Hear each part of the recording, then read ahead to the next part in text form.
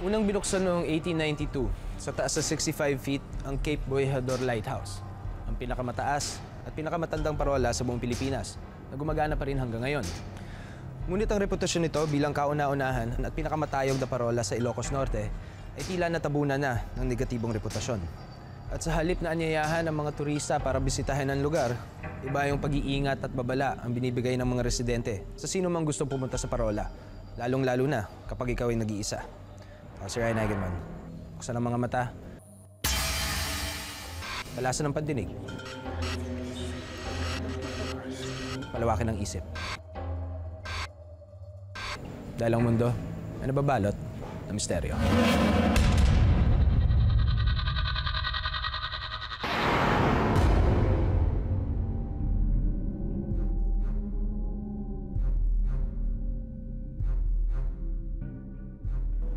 Isa sa sikat na puntahan dito sa hilagang parte ng Ilocos, ang bayan ng Burgos, at ang madalas na dinadayo ng mga turista, ang isa sa pinakamataas na parola sa Pilipinas, ang Cape Boyador. Ang Cape Boyador, around 1892. So that means yung latter part na 19th century.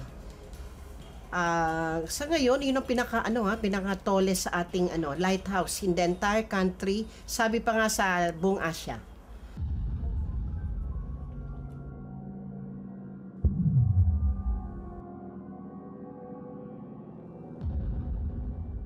Malaking tulong ang pagkakaroon ng lighthouse para sa mga sasakyang pandagat na bumabaybay sa ating bansa.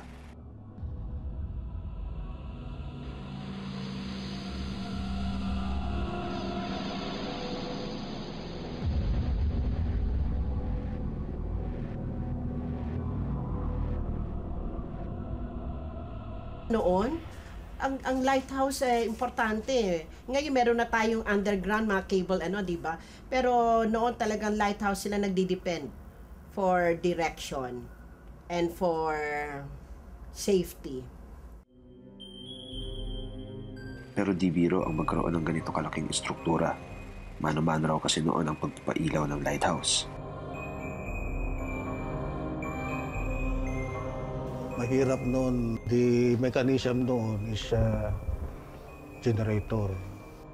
Palagi kaming mag-paandar sa gabi at babantayan namin magdamag ng ilaw kasi ayaw nilang mamatay yung ilaw sa gabi.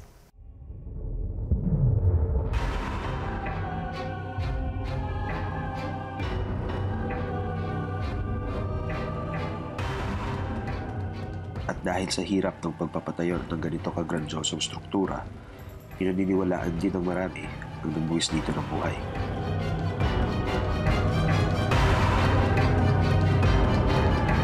Di tayo mag-Spanish government pa. Ang alam ko, maraming daon namatay dito. This is forced labor. Maraming namatay dito. Kung hindi makaano ng tao, sinabunutan, at mamatay, baka yan ang kaluluwa ng mga taong namatay noon. May kataga sa Ingles na kung tawagin ay The Witching Hour. Ito raw ang mga panahon kung saan pinakaaktibo ang mga espiritu, mga multo, mangkukulam, elemento, at sinasabing lumalakas din daw ang kapangyarihan ng black magic. Ang mga oras na ito ay sinasabing nasa pagitan ng hating gabi at alas 3 ng madaling araw. Ngunit sa lighthouse ng Cape Boyador, tila baliktad ang witching hour. Imbis na hating gabi mag-umpisa, tanghaling tapat pa lang, nagpaparamdam at nagsisilabasan na ang mga multo.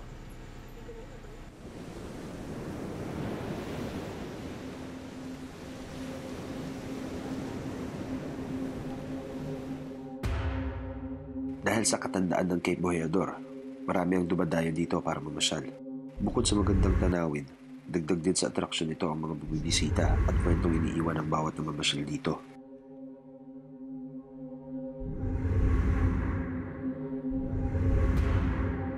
Maging ang mga di nakikita ng ating karaniwang mga mata na animoy nakamatsyag sa ilang mga turista.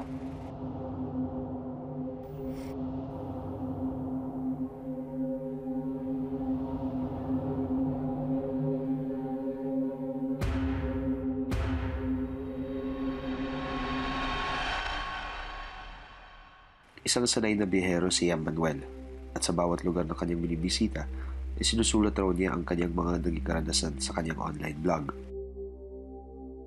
Nag-start pa lang noon yung parang nauso yung travel vlogging. So I thought na one of yung sa vacation ko, why not travel to Ilocos to document nga yung mga old places doon, mga tourist attractions. It's more of a backpacking trip for me. So after kong bisitahin yung windmills, I decided to drop off nga doon sa lighthouse. It's along the way naman siya pauwi sa Manila. Hindi inakala ni Yang na ang isang ordinaryong pamamasyal sa isang tourist spot ay magiging kakaibang karanasan pala para sa kanya.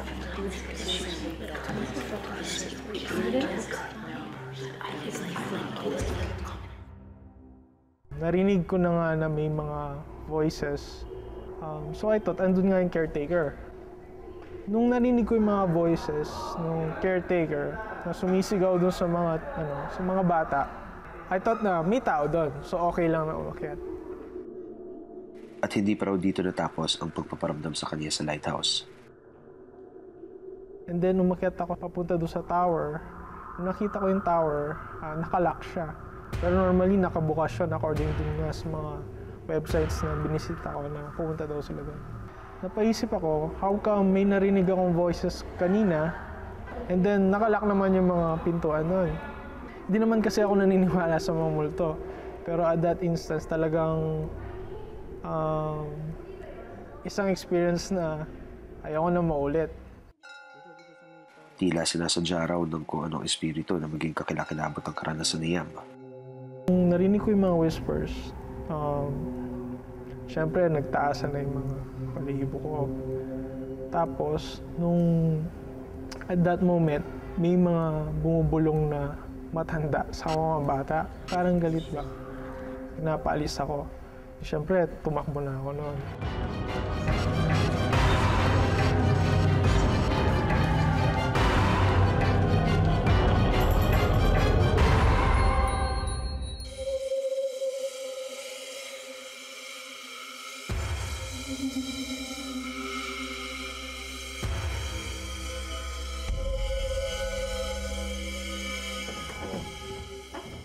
Ang caretaker ng lighthouse na si Mang Jun, nakaipon na rin ang mga kwento galing sa iba't ibang mga turista. Sabi sino nakatira dyan mo? Wala na ho. Bakit nakita kami pumasok lang? Nakita kami pumasok na nakaputi. Baka ako nakita niya, baka yung ibang, yung karton ay yung karton na yun ang nakita niya, may pumasok na nakaputi ako. Ako sa kanya. Hindi talagang yan, sabi niya ng dalawa. Sampung kwarto. Yan, may pumasok. Yung kwarto po na yan. Hindi pwede, may pumasok dyan ha. Bakit naman manong sabi niya? Biglang nagsara yan ha. Tingnan niyo, sinusunod ang yobo sa akin. Dalas raw magpakita ang mga espiritu kapag sumasapit ang dapit hapon. Kaya pag yung mga pa, 4:30 na, ayoko nang tumira dito. Kaya bababa na ako. Mababa na po kayo. Kasi marami ng kalokohan dyan pag gano'ng oras. Marami nakikita dyan. Sari-sari umano ang mga naranasan ng mga bumibisita sa Cape Veador Lighthouse sa Ilocos. Pero talagang may mga nagpaparamdam. At saka yung may mga third eye nakikita nila. Yung mga may kwan daw dito, magandang dalaga daw dito. Ang oras niya, mga between 3 and 4. Yung kwan naman, yung mga nagwawalis naman na magkina dyan, bago mag-orasyon naman dun sa spiral. Yun ang sinasabi sa akin.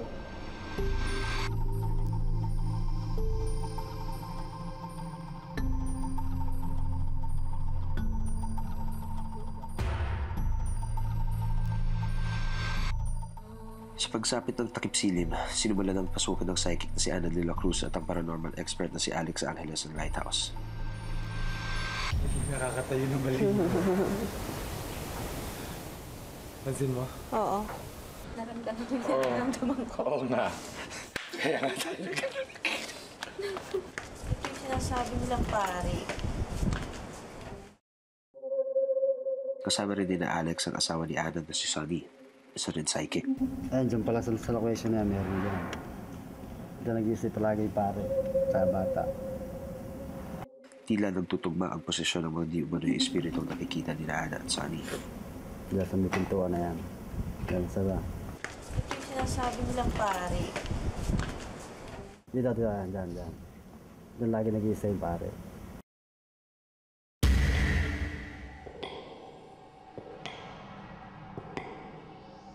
Bukod daw sa pare, sa bahaging ito ng hagdan papunta sa mismong tower, ay may naramdaman na si Ana na ibang espiritu. Dito. Hindi siya bumababa palagi. Kaya siya nakabantay dyan sa gitna. Parang may namatay dito. Hindi ko lang maano ha kung bata siya ha. Sinimulan na rin ni Alex na kumuha ng papel at idinikit ito sa dingding ng tore. Sa mga papel daw ito, maaaring dumikit ang mga imahe ng mga espiritu na siyang makikita kapag isinagawa na niya ang pagtatawas maya-maya. Pinakikita niya parang humaharang siya dito dahil may bata na pumunta rito na ayaw niya papuntahin.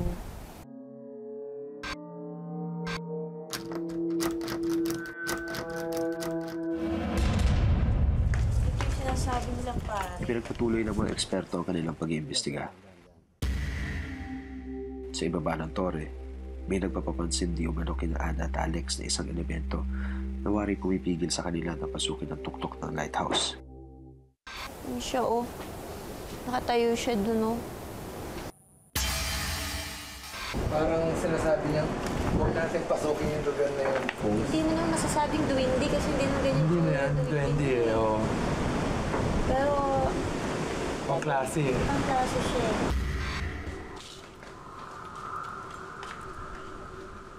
Sunod naman na pinasok ng dalawa ang museum ng lighthouse. Ayan po. Pasok po. Pasok lang ha. Huwag ka daw hihipo ah. Ayaw nung matandang nagugulo yung mga inayos niya. Umikot ka lang daw kung iikot ka pero huwag kang hihipo. Ayaw niya na nagagalaw.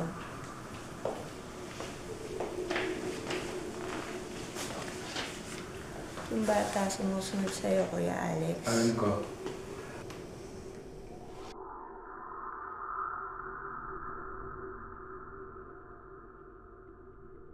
Huli nilang binisita ang isang silid na ayon sa caretaker ng lighthouse ay matagal nang di nabubuksan. May nakakulong.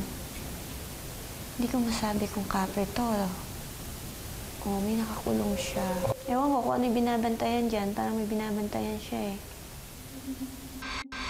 Nandun siya palagi sa gawin doon. Halos pareho na sa isang kwartong to. Mga dokumentong binabantayan eh. Ang dami pa siguro dito mga artifacts na hindi pa masyado na ilalabas na pag-aaralan. Mga antique na papeles, yung ganyan. May sikreto ang lighthouse na to eh. Meron. Sa huling silid, tila pinakikiramdam ang mabuti ni Alex kung ano ang nasa loob nito. Parang naman mo parang may umiiyak. Oo. Nagkakagulo sila.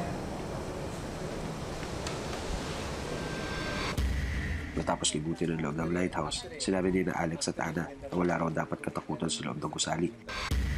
Ngunit sa labas ng bakod, may malakas na nagpaparamdam. Sa tingin ko, meron nakalibing dito eh. Hindi ko alam kung paano, kung saan. Pero mas malakas ang dating ko sa labas ng gate na yan. Oo, parang doon siya inano. Oo. Pero may gumagala dyan sa gubat na yan. Nangaakit sila. Oo, ganda eh. Kasi dito, pag paano mo pa lang sa gate, Pero ang problema, pag nangaakit sila, hindi mo lang mag-ingat ka. Kung makakalabas ka, kung makakabalik ka. Oo.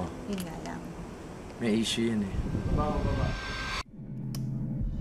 Matapos ang paunang paglilibot sa loob ng Cape Mayador Lighthouse, isinagawa naman ni Sunny de la Cruz ang pagtatawas upang ipakita ang mga umano'y nagbabantay sa lugar.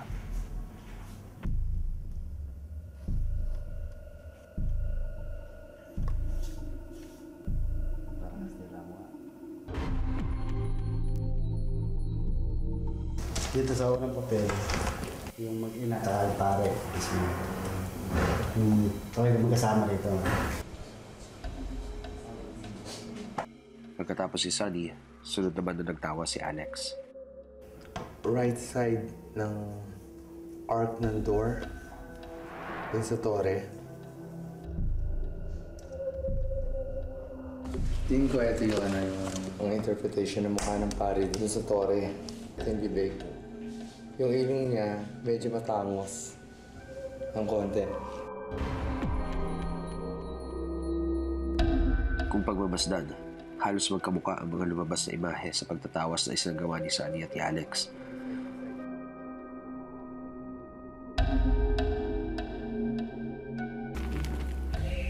Sa isinagawang pagsisiyasat ng mga psychic at base na rin sa lumabas na tawas, hindi raw masamang pangitain ang mga gumagala sa lighthouse.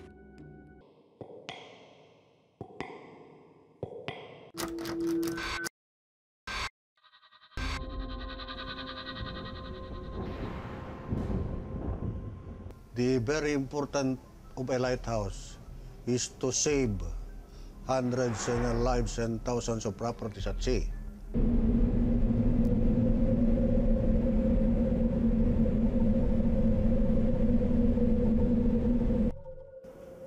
Nang ipasuri namin ang istruktura ng lugar kay Engineer Wilmer Garalde ng Burgos Municipal Government, maaaring ang katandaan at kalumaan ng lighthouse daw ang mga dahilan kung bakit may mga kakaibang naririnig sa loob ng lighthouse.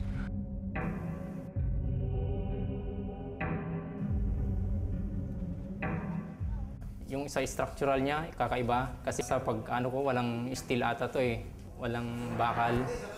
Yung mga bakal lang yung nasa labas lang, yung mga fencing lang. Yung mga materials galing sa ano to, yung mga bricks galing sa Espanya pa. May mga logo pa ng company na gumawa. Siyempre malakas ang hangin dito. Siyempre sa kalumaan may mga butas-butas yan, yung mga sa dingding niya. Tapos doon pumapasok yung malakas na hangin, may sounds talaga yun. Likas na kaakit-akit ang Cape Boyador at ang parola dito. At wala raw dapat ikatakot ang sino magpapasyal rito. Tanging mababait na espiritu ang nananatili rito at ang babantay, kung kaya't kahit na ang lumipas, ay buong-buo pa rin ang isa sa pinakamataas na gabay sa karagatan.